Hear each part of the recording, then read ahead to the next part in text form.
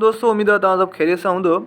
दोस्तों अॼोको असांजो टॉपिक आहे त कंहिं बि परसेंटेज खे फ्रैक्शन में कीअं कन्वर्ट कजे। ॾिसो फ्रैक्शन जो केॾो इस्तेमालु आहे जो परसेंटेज जो टॉपिक अचण खां बाद में बि फ्रैक्शन पीछो नथो छॾे।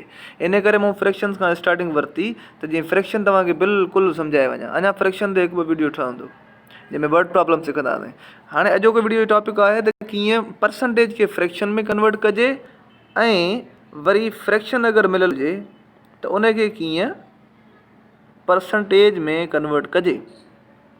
ठीकु आहे, अचो त पहिरियां परसेंटेज खे फ्रैक्शन में कन्वर्ट करणु सिखूं।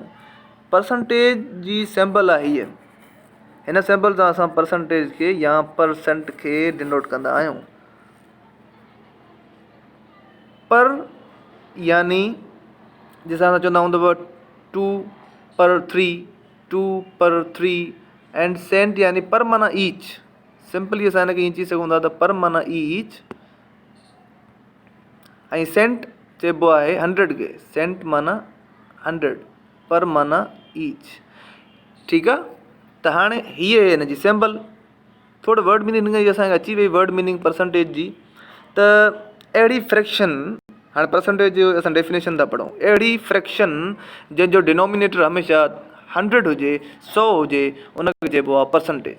ठीकु आहे, हाणे जेकॾहिं मां चवां 5% छाजे बराबरि आहे, यानी 5% परसेंट मिलियल आहे, हिनखे फ्रैक्शन में कन्वर्ट कयो। सवलो तरीक़ो आहे, जेको अदद मिलियल आहे उनखे साॻियो रखो, अपॉन में 100 रखो।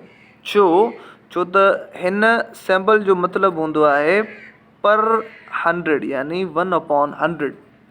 हिन जो मतिलबु हूंदो आहे 1/100। सो जेको बि अदद इन सां गॾु ईंदो, जेकॾहिं 5 आयो त असां चवंदासीं 5/100। जेकॾहिं हिते 6 हूंदो त चवंदासीं 6/100। जेकॾहिं हिते 11% आहे त इन जो थींदो 11/100। ठीकु आहे, जेकॾहिं 13% आहे त पोइ 13/100। यानी अपॉन 100 सिर्फ़ु ऐं सिर्फ़ु हिन सिंबल जे करे ईंदो आहे, हिन निशानी जे करे। हिन निशानी जो मतिलबु इहो हूंदो आहे त पर 100 यानी अपॉन 100। ठीकु आहे, यानी कंहिं बि परसेंटेज खे अगरि मां चवां 12 या चवां 50% खे लिखो फ्रैक्शन में, त तव्हां चवंदव 50/100। पोइ मां तव्हांखे चवंदुमि त सिंपलीफाई अगरि थिए थी फ्रैक्शन त कजोसि। 1 1 0 ॿिन्ही जो कटिजी वियो त जवाबु थो बचे 5/10। 0 कटण खां पोइ तमामु सवलो जवाबु मिली वेंदो आहे। इन करे पहिरियां 0 कटियो जेकॾहिं मथे ऐं हेठि आहिनि त। हाणे 5/10 16, 1 5 5 2 5 10 यानी 1/2 यानी 50% जी जेका फ्रैक्शन आहे उहा आहे 1/2। उमेद आहे तव्हां सम्झो था पिया। हिकिड़ो ॿियो वीडियो था कयूं असां। जेकॾहिं तव्हां 25% छाजे बराबरि आहे त तव्हां चवंदव त 25/100 जे बराबरि आहे। ऐं हाणे टेबल में त लॻे थो, हा लॻे थो, 1 25 25, 4 25 100, 1/4 यानी 25% जी फ्रैक्शन कहिड़ी थी, 1/4। ठीकु आहे, सही आहे।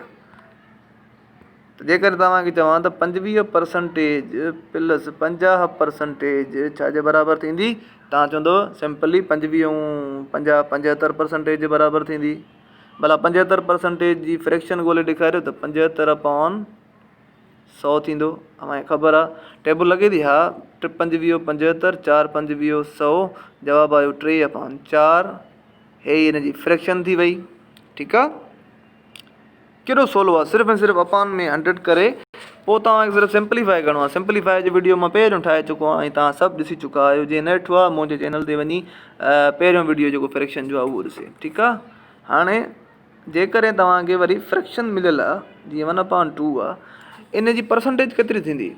हाणे मां तव्हांखे सवेर ॿुधायो हुयमि त परसेंटेज उहा हूंदी आहे जंहिंजे डिनोमिनेटर में कोई बि नंबर न हुजे, सिर्फ़ु 100 हुजे।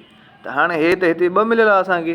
हाणे हिनखे 100 कीअं कयां, 100 कीअं कयां, तव्हां चवंदव ज़र्ब करे छॾियसि 50 सां, पाणे 100 थी वेंदी। सही आहे, पोइ उहो 50 त मथे बि ज़र्ब करिणो पवंदो। हा, ॿिन्ही पासे असां कंदा आहियूं। त मथे थी वियो 1 50 50, 2 50 100 हिते थी वियो।